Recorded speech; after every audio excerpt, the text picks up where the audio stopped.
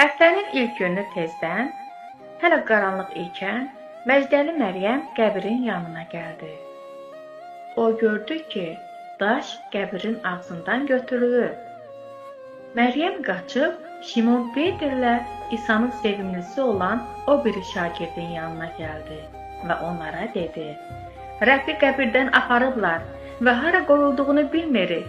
Peterlə o biri şagird bayıra çıxıb qəbrə tərəf getdilər. İkisi birgə qaçırdı. Amma o biri şagird Peterdən daha cəld qaçdı və qabaqca qəbrə o çatdı. Əyilib içəri baxdı və katan bezlərin düşüb qaldığını gördü.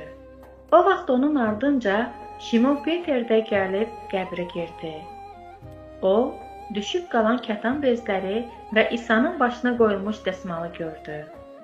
Dəsmal katan bezlərin yanında deyil, başqa bir yerdə bükülü qalmışdı. Qəbrin yanına qabaqca gələn o biri şagirdlər içəri girib bunları gördü və iman etdi. Çünki onlar İsa'nın ölülər arasından diriləcəyini bildirən müqəddəs yazını hələ anlamırdılar. Beləcə şagirdlər yenə evlərinə qayıtdılar. Məryəm isə ağlayaraq qəbrin bayırında dayanmışdı. Ağlaya-ağlaya əyilib qəbrin içinə baxdı. Orada ağ paltar geymiş iki mələk gördü. Biri İsa'nın cəsədinin qoyulduğu yerin başında, o biri isə ayağında oturmuşdu. Mələk Məryəmə: "Ey qadın, niyə ağlayırsan?" deyə soruşdu. Məryəm də onlara dedi: "Rəbbimi qəbirdən aparıblar və hara qoyulduqlarını bilmirəm." Bunu deyəndən sonra arxaya dönüb İsa'nın orada dayandığını gördü. Amma onun İsa olduğunu bilmədi.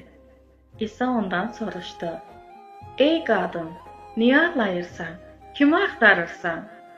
Məryəm onun bağban olduğunu güman edərək dedi: "Ağa, əgər onu sən aparmısansa, hara qoyduğunu mənə söylə, mən də onu götürüm." İsa ona dedi: "Məryəm." O da dönüb İsa'ya İbranicə Rabbuni deyə söylədi.